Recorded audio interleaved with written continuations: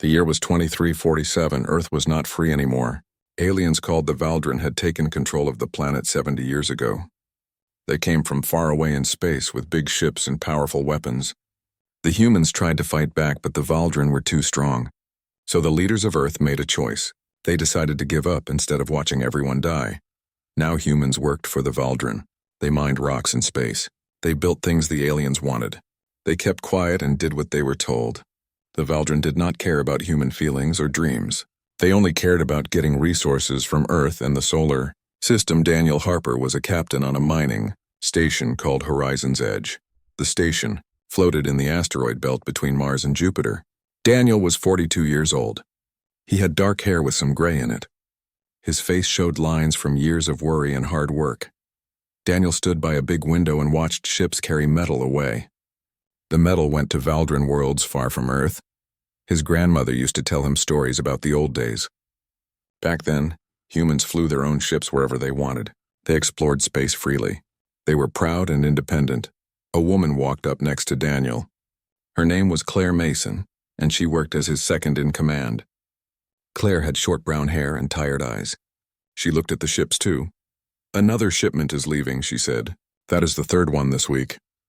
Daniel nodded but did not speak. He felt angry inside, but there was nothing he could do. The Valdrin had rules. Humans could not make weapons. They could not build military ships.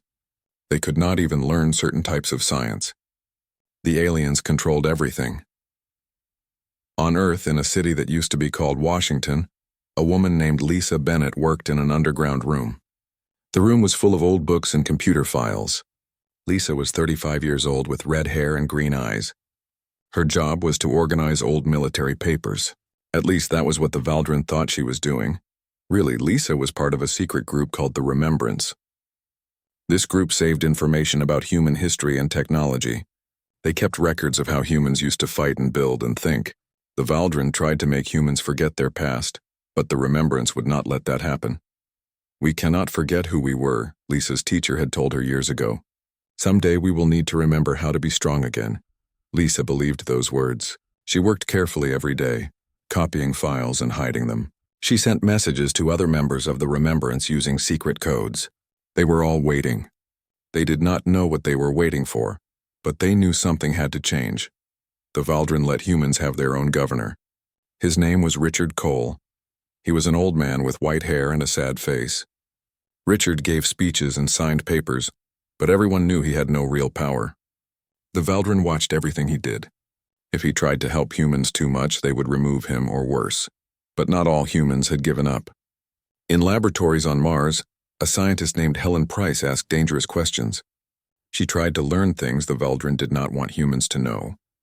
In the shipyards above Mars, an engineer named Gregory Kane made small changes to alien machines. The changes were so small the Valdrin did not notice. But Gregory learned how alien technology worked by making those changes. One day, something strange happened. A station near Jupiter picked up unusual signals. The station was small and far from Earth. Only a few people worked there. One of them was Amy Brooks. She was a young woman who monitored space for threats. Amy was looking at her computer screens when she saw something that made her heart beat faster. Unknown objects were moving through space beyond the edge of the solar system. They were not Valdrin ships. They were not human ships either. "Marcus," she called out. Her supervisor was Marcus Flynn, an older man with gray hair. He came over quickly. "What is wrong?" he asked. "Look at this," Amy said, pointing at her screen.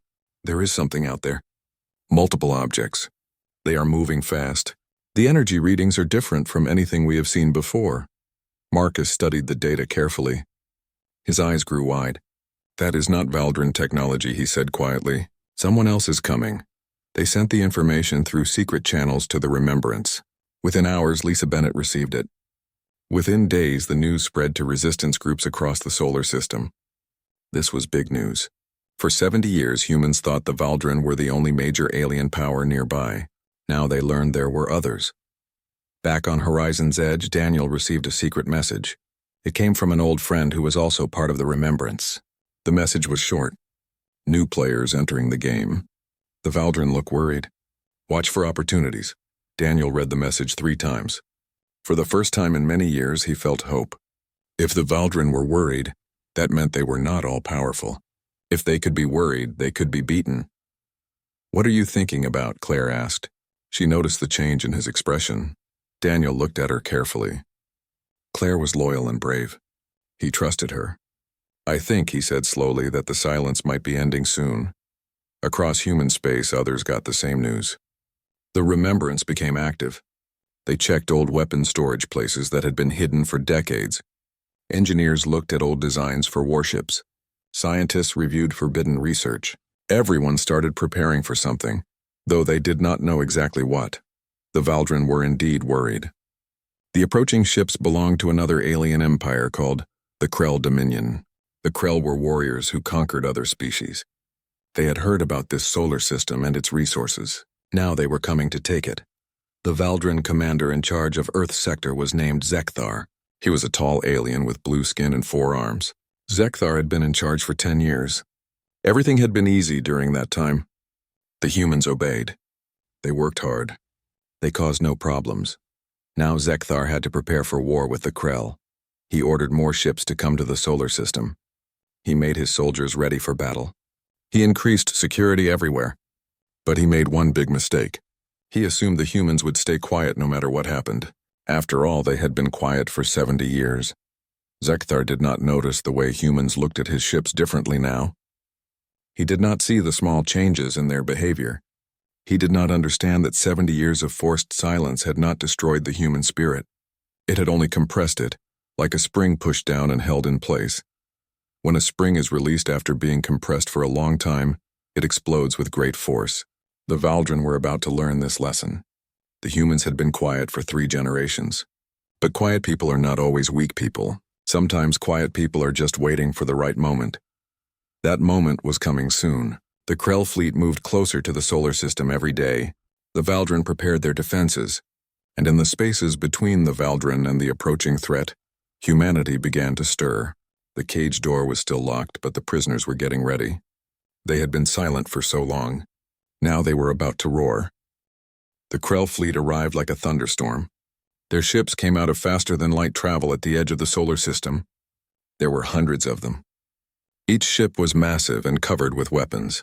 The Krell were reptilian aliens who lived for conquest. They had come to take Earth's solar system and all its resources. When the Valdrin saw the Krell fleet, they panicked. Commander Zekthar immediately called for help. He sent messages to other Valdrin sectors demanding more ships. He pulled military vessels from their normal positions and prepared for battle. The Valdrin had not fought a real war in many years. They had grown soft from ruling over peaceful humans. On Earth, Lisa Bennett saw her opportunity. Late one night, she went to visit Governor Richard Cole. She walked right into his office. The security guards did not stop her because she knew secret ways through the building. Richard Cole looked up in shock when Lisa appeared. "How did you get in here?" he asked. Lisa put a small data chip on his desk. "That does not matter," she said. "What matters is that you have a choice to make. You can keep being a puppet for the Valdrin, or you can remember that you are human." Cole stared at her. His hand shook slightly. "They will kill me if I help you," he said. "They will kill all of us, maybe," Lisa replied calmly. "But they are going to be very busy fighting the Krell. We have been preparing for this moment for years. The question is simple. Do you want to die on your knees like a coward? Or do you want to stand up like a man?" Cole looked at the data chip for a long time. Finally, he picked it up.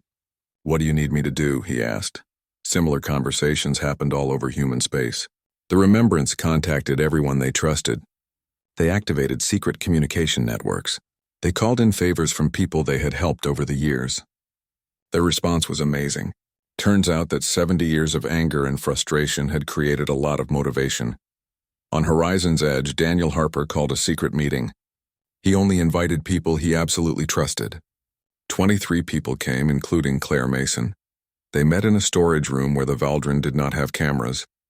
Daniel stood in front of the group. His voice was serious. "The Valdrin are about to fight the Krell," he said. "They will lose ships and attention. This is our chance. This mining station has enough raw materials to build a small fleet. We have engineers who remember how to build warships. We have maybe 3 or 4 weeks before the battle starts." A man named Paul Sanders spoke up. He was one of the station's engineers. They will execute us if they catch us, he said. Claire Mason shook her head. They will kill us eventually anyway, she said. To them we are just tools, just resources to use up. At least this way we die fighting for something. Daniel looked around the room. Everyone who wants to help, raise your hand, he said. Every single person raised their hand. The vote was unanimous. Work began that very night. The humans on Horizon's Edge started secretly building weapons and ships. They worked when the Valdrin were not watching. They hid their progress carefully. It was dangerous and exhausting, but nobody complained. On Mars, Dr. Helen Price found that the Valdrin were distracted. Security systems that normally blocked her research suddenly had gaps. She accessed old human databases about weapons and advanced technology. She downloaded everything she could and sent it to other scientists through encrypted channels. Gregory Kane worked in the Mars orbital shipyard. For years he had fixed Valdrin ships and learned how they worked. Now he started modifying old human vessels in secret. He combined human engineering with stolen alien technology. The results were strange-looking but functional. We are better at adapting than they thought, Gregory told his team. They made us fix their machines. They thought this would keep us weak. But really, they taught us everything we needed to know. The Krell sent a message to the Valdrin. It was an ultimatum. Surrender this sector, or we will destroy you. Commander Zekthar was too proud to surrender. He believed his technology would win the fight. He refused the Krell demand. Zekthar never considered that humans might be a factor. Why would he? They had been so quiet for so long. They had never caused any real trouble. In his mind, humans were just workers, nothing more. At the Jupiter monitoring station, Amy Brooks and Marcus Flynn watched both fleets carefully. They tracked the Krell movements and the Valdrin preparations. They sent all the information to the Resistance Network. There is a gap in the Valdrin defenses, Marcus said one day, pointing at his display. They are protecting Earth in their command ships, but they are leaving the outer colonies weak. They think the Krell will attack the center, but the Krell are smarter than that, Amy added. They will hit the weak points first.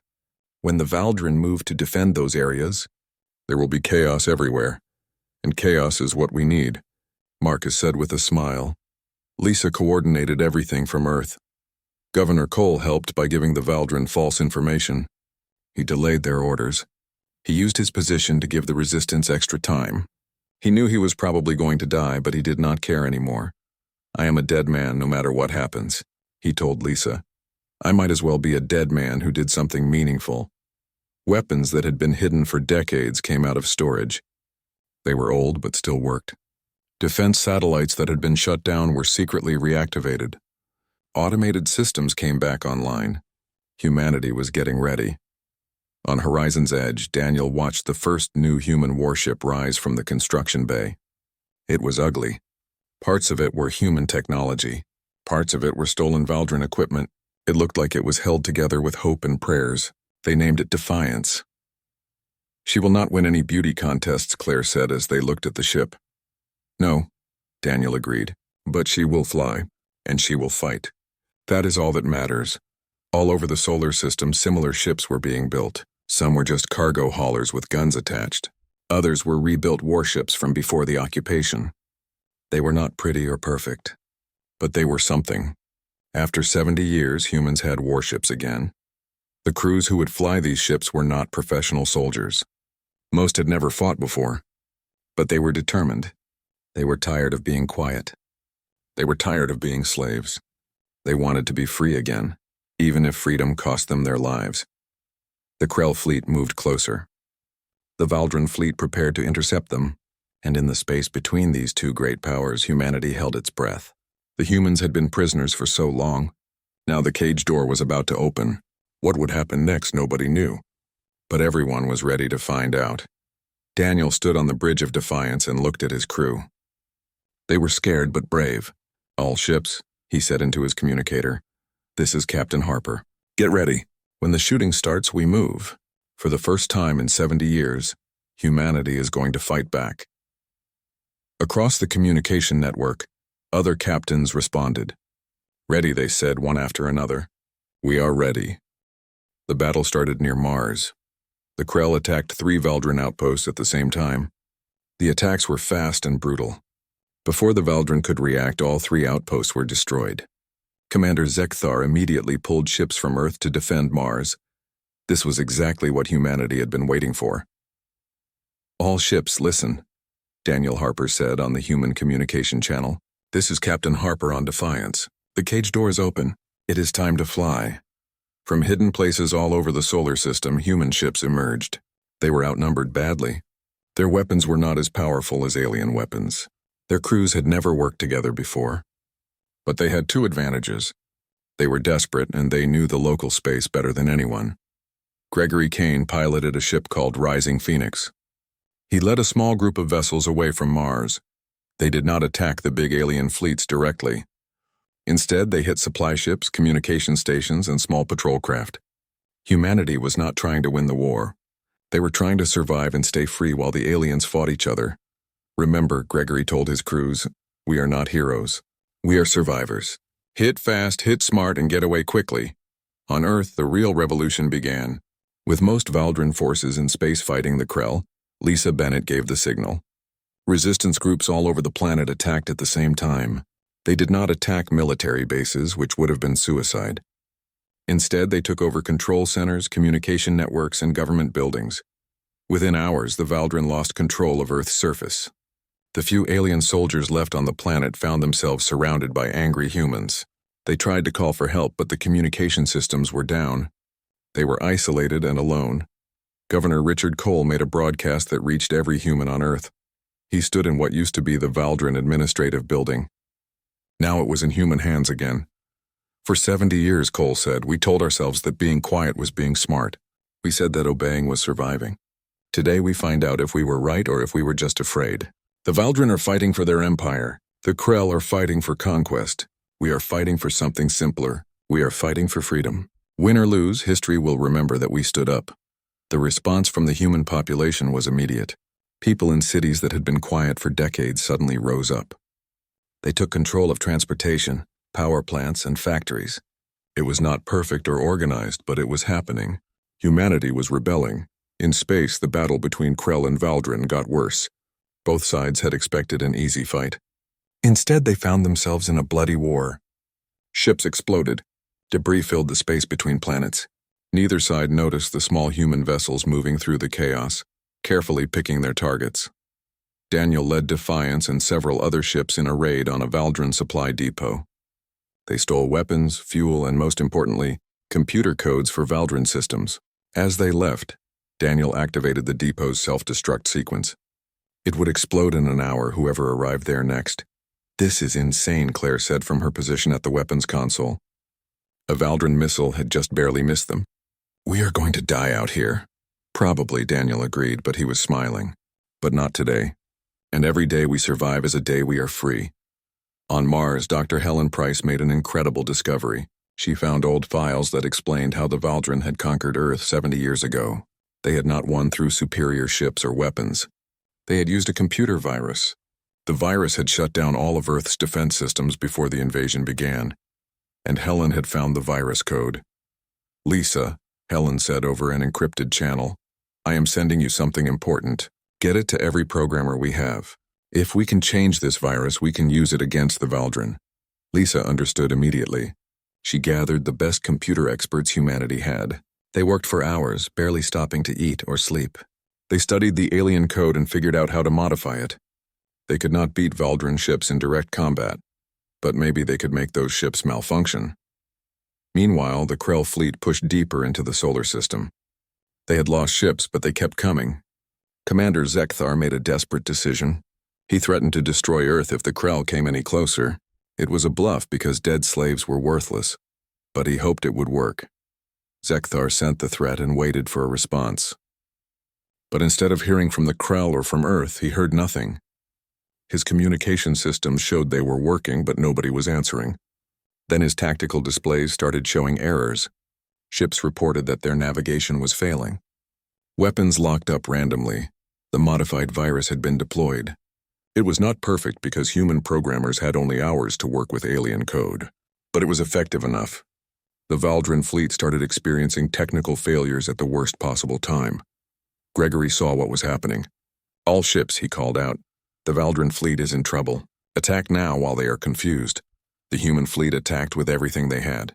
They were still weaker than the Valdrin, but against disorganized and confused opponents they could do real damage. Rising Phoenix hit a Valdrin destroyer and damaged its engines badly. The big ship started drifting helplessly. Paul Sanders had prepared a special weapon. He had rigged the entire Horizon's Edge mining station to explode. The station contained years of refined metal and fuel. Now, with everyone evacuated, Paul sent the station toward the Krell fleet on remote control. 3 generations worked on that station, Paul said quietly as he watched it drift away. Let us see what it is worth as a weapon. The explosion was massive. The Krell lost 5 ships instantly. A dozen more were damaged by flying debris. The blast also released particles that jammed sensors. Neither alien fleet could see clearly anymore. Daniel saw his chance. The Valdrin command ship was vulnerable. Its systems were failing because of the virus. Its support ships were scattered. Daniel led Defiance and 20 other human vessels in a bold attack. They were not trying to destroy the command ship. They were trying to capture it. The battle was short but fierce. Human soldiers in spacesuits boarded the Valdrin command ship. They fought through the corridors. The Valdrin crew was already demoralized from the technical failures. When the humans breached the main bridge, Commander Zekthar surrendered. Daniel stood on the bridge of the captured ship. Send this message to every vessel in the system, he ordered. The occupation of Earth is over. We claim our freedom. Any Valdrin who surrender will be treated fairly. Any who keep fighting will be destroyed. It was a bluff. Humanity still could not win a long war, but it was a bluff backed by a captured command ship in the chaos of battle. Most Valdrin forces, confused and scared, chose to surrender. The Krell were a different problem. They had come to conquer, and they were not interested in negotiating. But they had also taken heavy losses. These humans in their makeshift ships were harder to fight than expected. Lisa opened a communication channel to the Krell commander. This system is defended now, she said firmly. Take your damaged fleet and leave, or we will show you what desperate humans can do. The Krell commander studied the situation. His fleet was damaged. The Valdrin were beaten. These humans were unpredictable and dangerous. He was a warrior, but he was not stupid. This fight would cost too much. You survive today, human, he transmitted back. But we will remember you. Hope that we do not return. The Krell fleet left. They took their damaged ships and disappeared into deep space. Behind them, they left wreckage, prisoners, and a stunned human population. Against all odds, humanity had won. They had used chaos, cunning, and desperation to defeat 2 powerful alien empires. But winning freedom and keeping freedom were 2 very different things. The solar system was a disaster. Destroyed ships floated everywhere, making space travel dangerous. Both the Valdrin and Krell had left behind damaged vessels and stranded soldiers. Infrastructure that humans needed was broken or destroyed. And now, with no alien masters, humanity had to figure out how to govern itself. We are free, Claire said to Daniel as they looked at the damage from Defiance's bridge. Now what do we do? It was the question everyone was asking. Governor Richard. Cole tried to maintain order on Earth, but his authority had always come from the Valdrin. Now that they were gone, everyone had different ideas. Mars wanted independence. The asteroid miners wanted control of their resources. Every group had complaints built up over 70 years. Lisa Bennett found herself in an unexpected position. People were looking to the Remembrance for leadership. The secret network that had preserved knowledge and coordinated the rebellion was now being asked to help rebuild civilization. Lisa called a meeting of leaders from all the human colonies. We need to work together, she told them. The Valdrin will come back once they recover. The Krell might return too. And there are probably other alien powers out there we have not met yet. If we fight among ourselves now, we will just be conquered again. The debate was long and angry. Mars did not want Earth telling them what to do. The belt miners felt ignored. The outer colonies had their own problems. Everyone had legitimate reasons to be upset. Dr. Helen Price suggested a solution. What if each colony kept its independence but we all contributed to a shared defense? We could have a federation instead of an empire. After weeks of arguments, everyone agreed to try this idea. They called it the Solar Federation. Meanwhile, Daniel and Gregory faced a different problem. They had to build a real military from the collection of makeshift ships that had won the war. Many ships were barely holding together. The crews were brave but untrained. "We need time," Gregory said, looking at repair reports. "Time to rebuild, time to train, time to develop proper defenses. I am not sure we have that time." He was right to worry. The Valdrin Empire was in chaos with different factions fighting for power. Some factions saw reclaiming Earth as essential. At the same time, Valdrin refugees started arriving, fleeing the civil war in their empire. They asked humanity for shelter. This created a crisis. Many humans wanted to turn away all Valdrin no matter what. Others argued for mercy. The debate got heated until Lisa made a surprising announcement. "We will grant asylum to Valdrin refugees," she said. "Not because we are soft, but because we are smart. Some refugees are scientists and engineers. They have knowledge we need. More importantly, treating them fairly sends a message to the galaxy. It shows that humanity has principles." The decision was controversial, but it was implemented. Refugee camps were set up on Mars with careful security. The symbolism was powerful. Humanity, so recently enslaved, was now protecting members of the empire that had oppressed them. Some Valdrin used this generosity well. A scientist named Techmeal offered to help humans understand advanced technology. An engineer named Soravan taught human crews how to maintain the captured ships properly. Not everyone trusted them, but they were useful. Amy Brooks and Marcus Flynn continued watching space from their station. They had upgraded their equipment with captured Valdrin sensors. What they saw was concerning. Multiple alien powers were taking an interest in the solar system. "We are famous now," Marcus said. "The primitive species that defeated two advanced empires. Everyone wants to meet us. Some want to be friends. Some want to conquer us. And some just want to understand how we did it." New alien species started making contact regularly. A trading group called the Minari Collective sent ambassadors with offers of economic partnership. A strange hive-minded species called the Vrex Swarm just watched from a distance. Each contact required diplomacy that humanity was learning as they went. Governor Cole's health failed from the stress of recent events. He announced he would step down. Earth held its first free election in 70 years. The winner surprised many people. Lisa Bennett won, running on a platform of careful strength and firm principles. "I never wanted power," Lisa admitted to Daniel. "I just wanted us to be free." "And now that we are free," Daniel replied, "someone has to make sure we stay that way. You are the right person for this job." Lisa's first action as leader was to officially create the Solar Defense Fleet. She made Daniel its first admiral. Gregory became the chief of ship development. Claire took command of the new academy that would train future officers. The biggest challenge came from an unexpected direction. The Krell returned, but not with warships. They sent a single diplomatic ship. The new Krell commander had a different approach than the one who had attacked before.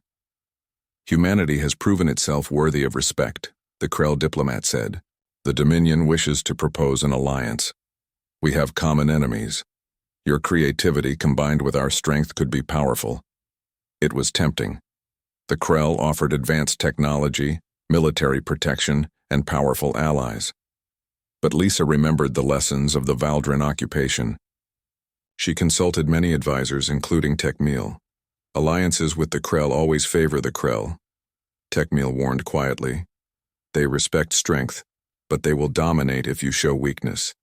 Any agreement must be between equals, or you will just trade one master for another. Lisa negotiated carefully. She took months when the Krell expected weeks. She consulted with the Minari and with human experts. The final treaty was limited. Mutual defense in specific situations. Technology exchange with clear terms. No Krell military bases in the solar system. The Krell were surprised, but respected the boundaries humanity set. It seemed their reputation from the battle had real value. Earth began serious rebuilding. Cities damaged in the uprising were repaired. New orbital stations were built. The Mars shipyards worked constantly, producing better vessels as human engineers grew more confident. Dr. Helen Price and her team made breakthrough after breakthrough. They developed new shield generators better than Valdrin technology. They improved human faster-than-light drives. making them faster and more reliable. "We are not just recovering," Helen reported to Lisa. "We are advancing. In some areas, we are ahead of where the Valdrin were." Paul Sanders watched construction of humanity's first true exploration ship. They called it Hope. It was designed completely by humans, with alien technology integrated carefully. It was beautiful and entirely their own creation. "We spent 3 generations being quiet," Paul said at the launch ceremony. "Now we are ready to be heard." But Admiral Daniel Harper knew the biggest challenges were still coming. Intelligence reports showed the Valdrin Empire stabilizing. The faction that won their civil war wanted to restore their reputation. That meant dealing with the human rebellion. Border incidents increased. War was coming. "How long do we have?" Lisa asked during a security briefing. 6 months, Daniel replied. "Maybe 8. The Valdrin are gathering a fleet 3 times bigger than what they had here before. They will not underestimate us again." Claire accelerated training at the academy. Gregory pushed his engineers harder. Amy and her intelligence team searched for any advantage. Every colony, every station, every ship prepared for war. The quiet had ended. The roar had begun. Now came the real test. Could humanity keep what they had won? The Valdrin returned with overwhelming force. Their new commander was called War Mistress Calavorn. She had studied how humans fought during the rebellion. She knew they used chaos, surprise, and knowledge of local space. Her plan was simple: use massive force to eliminate all those advantages. The Valdrin fleet appeared at the edge of the solar system in perfect formation. 600 warships arranged in 3 waves. Each wave was stronger than the entire force that had occupied Earth before. It was designed to crush all hope. "Well," Admiral Daniel Harper said from the bridge of the flagship Sentinel, "they are certainly not being subtle." The Solar Defense Fleet gathered to meet them. 140 ships backed by orbital platforms and weapons satellites. On paper, it looked like suicide. But humanity had learned that wars were not won on paper. Lisa Bennett addressed all of humanity from Earth. Her message was broadcast everywhere and sent to the approaching Valdrin. 70 years ago, she said, our ancestors chose submission because they thought it was the only way to survive. They were wrong. Survival without freedom is not survival. It is just a slower death. Today we prove that humanity does not submit anymore. Today we show the galaxy what we have become. Today we roar. The first battle happened near Neptune. Captain Claire Mason commanded fast attack ships. Her job was not to win, but to delay and gather information. She did it perfectly. Her ships darted in and out, firing and disappearing before the Valdrin could respond. "They are more organized than before," Claire reported to Daniel. "Better discipline and communication. But they are also more rigid. They expect us to fight in a traditional way, fleet against fleet. Then we will be anything but traditional," Daniel replied. The human strategy was unconventional by necessity. They could not match Valdrin firepower directly, so they did not try. Instead, they turned the solar system into a weapon. Asteroids were rigged with engines and explosives. Debris fields were seeded with hidden drones. Orbital infrastructure was designed to collapse into defensive grids. Gregory Kane had spent months preparing surprises. These were experimental weapons that might not work, but could be revolutionary if they did. As the Valdrin approached Mars, he deployed the first one. A network of satellites created a massive interference field. "It is like fog," Gregory explained. "Their sensors cannot penetrate it. Their targeting is scrambled. Communication becomes difficult. We can operate fine because we know the territory." The Valdrin pushed through, accepting losses. They found themselves facing the Mars defense grid. Orbital platforms fired weapons that combined human and alien technology in unexpected ways. Railguns launched projectiles at incredible speeds. Energy weapons pulsed in patterns that overwhelmed Valdrin shields. War Mistress Calavorn was impressed despite herself.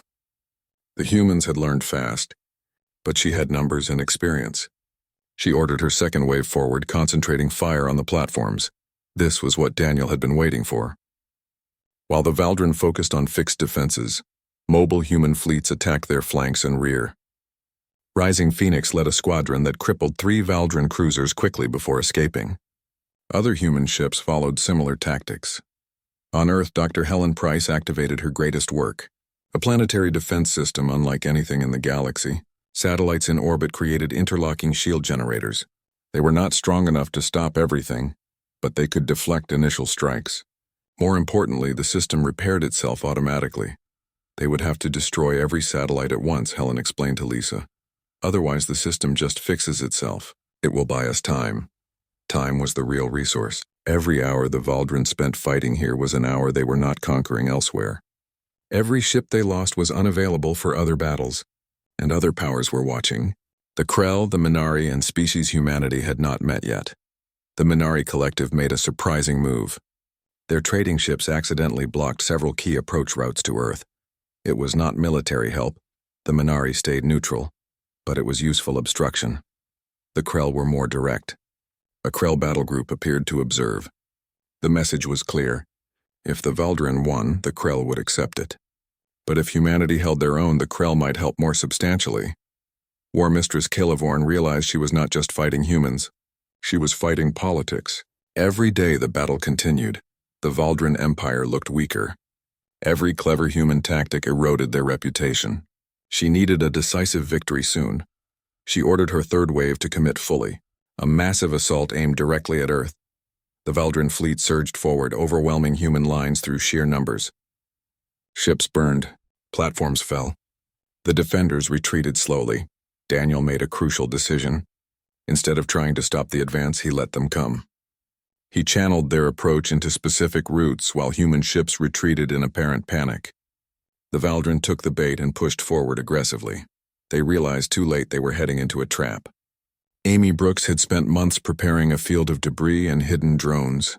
Thousands of weapons activated simultaneously. The approach to Earth became a killing zone.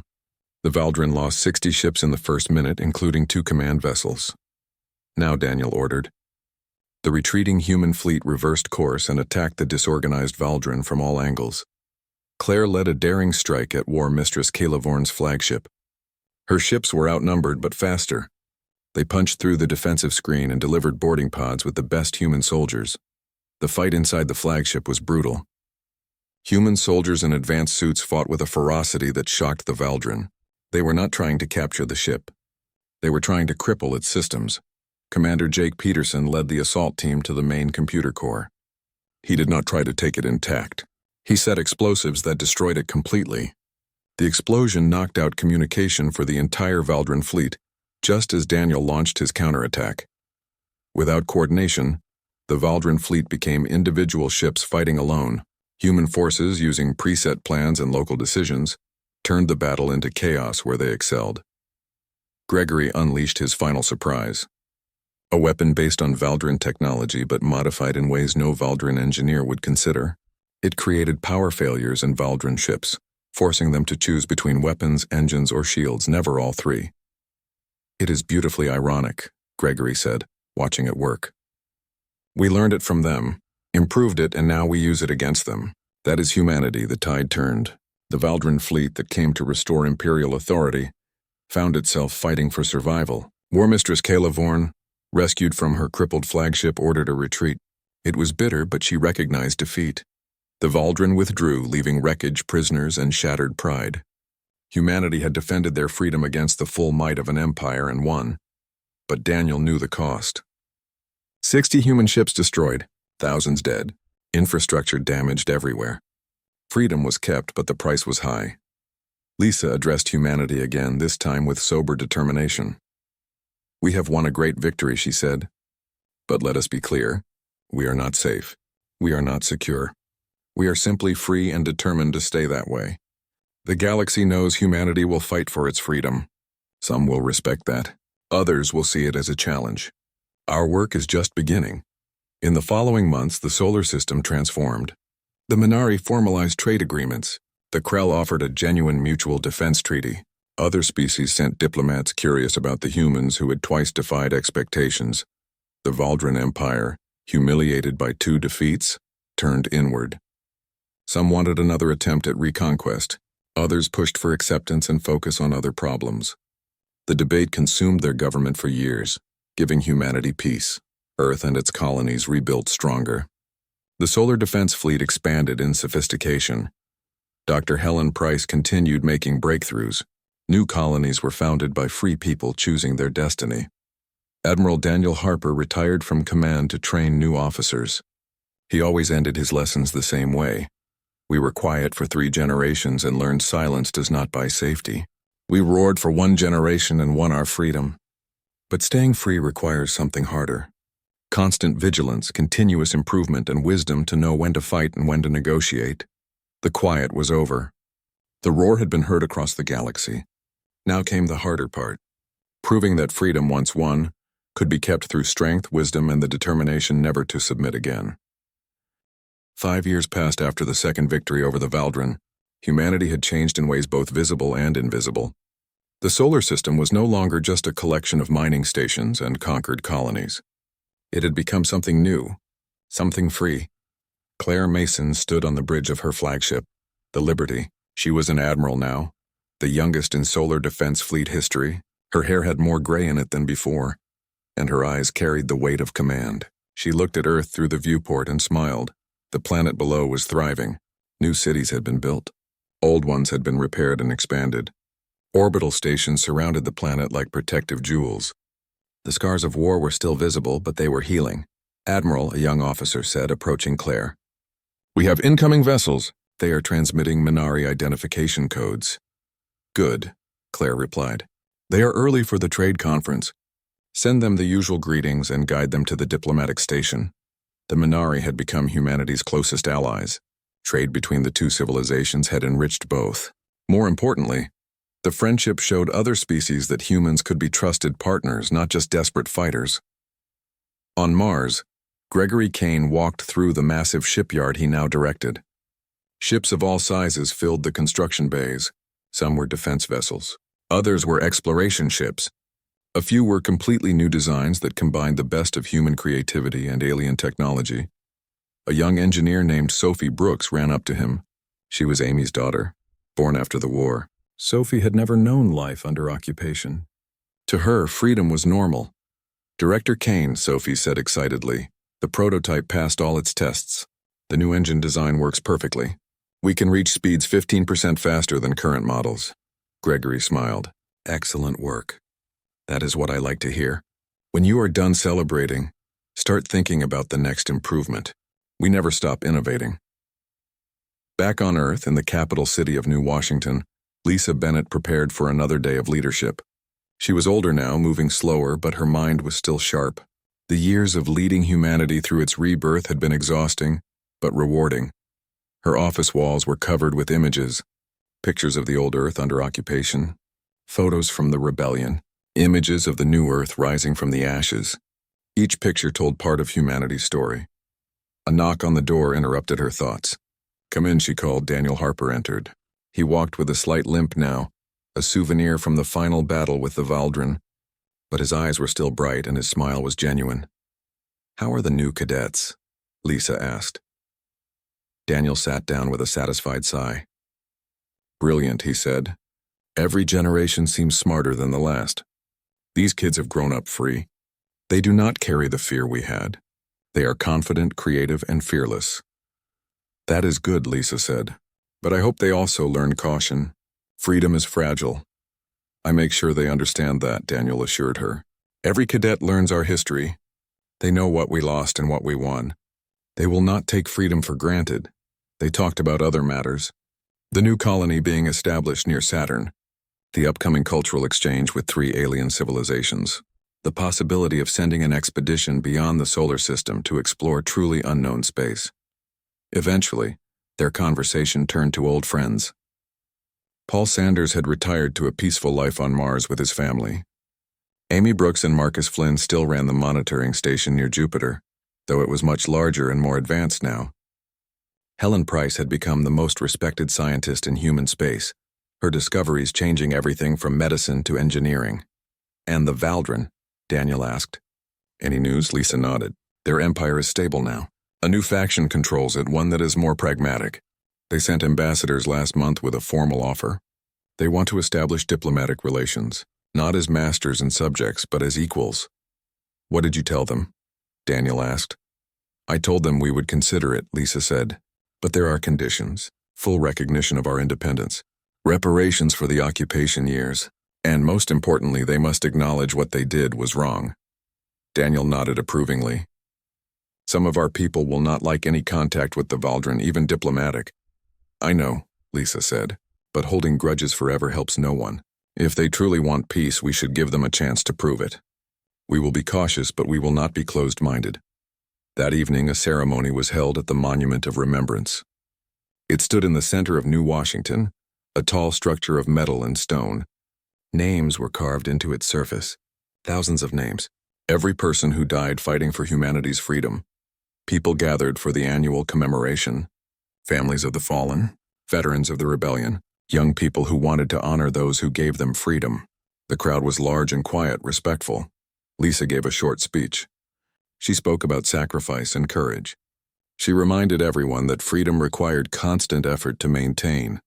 She ended with words that had become tradition.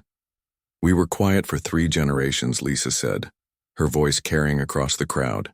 We roared for 1 generation. Now we must be wise for all generations to come. We honor the past by building a better future. We remember the fallen by living lives worthy of their sacrifice. The crowd observed a moment of silence. Then slowly they began to disperse. Families went home. Veterans gathered to share stories. Young people talked excitedly about their futures. Daniel stood by the monument for a while after most people left. Claire joined him. They had both served together since the very beginning, and their friendship had deepened over the years. Do you ever think about how close we came to losing? Claire asked quietly. Every day, Daniel admitted. We won through luck as much as skill. The Krell arriving when they did. The virus Helen found? The mistakes our enemies made. Any one of those factors could have gone differently, but they did not, Claire said. We made our own luck through preparation and courage. That matters too, Daniel smiled. You are right. And look at what we have built. 5 years ago, we were fighting for survival. Now we are building something that will last for generations. Across the solar system, humanity continued its work. Ships traveled between planets and stations. Trade flourished. Research advanced. Children grew up free, learning about the occupation as history, not lived experience. The exploration ship Hope departed on its first mission beyond the solar system. Its crew was diverse, including humans and several aliens who had chosen to join humanity's journey. They carried messages of peace and offers of friendship to whoever they might meet. In the Martian universities, students studied advanced physics and engineering. They built on the foundation laid by people like Helen Price, pushing the boundaries of what was possible. Some dreamed of faster ships. Others imagined new forms of energy. All of them believed the future was theirs to create. The Krell alliance proved beneficial. Joint military exercises made both civilizations stronger. Cultural exchanges reduced misunderstandings. Trade brought prosperity. The 2 species, once enemies, were becoming friends. On the Jupiter station, Amy Brooks trained new intelligence officers. She taught them to watch for threats, but also to look for opportunities. The galaxy was vast and mostly unexplored. There were dangers, certainly, but also wonders waiting to be discovered. One evening, Lisa stood on her balcony looking at the stars. She was tired. The years of leadership had taken their toll. Soon she would step down and let someone younger take over. But not quite yet. There was still work to do. Daniel joined her, bringing 2 cups of tea. They stood in comfortable silence for a while, watching the lights of orbital stations moving across the sky. Was it worth it? Daniel asked suddenly. All the sacrifice, all the pain. Was it worth the cost? Lisa thought about the question carefully.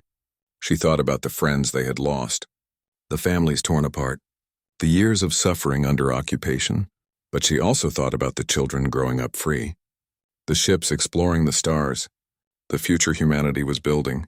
Yes, she said finally. It was worth it. Not because the fight was easy, but because the alternative was worse. We could have stayed quiet forever. We could have accepted our chains, but then we would not have been human anymore. Daniel nodded. That is what I think too. We paid a terrible price, but we bought something precious. We bought ourselves back. The stars shone above them. Somewhere out there, the exploration ship Hope was beginning its journey. Somewhere out there, Other civilizations were watching humanity with interest and respect. The species that had been conquered and enslaved had risen again, stronger and wiser. The quiet was over. The roar had echoed across the galaxy, and now in the aftermath, humanity was learning to sing. Not songs of war, but songs of hope, discovery, and endless possibility. The rebirth was complete. The future was beginning. And humanity, free at last, was ready for whatever came next.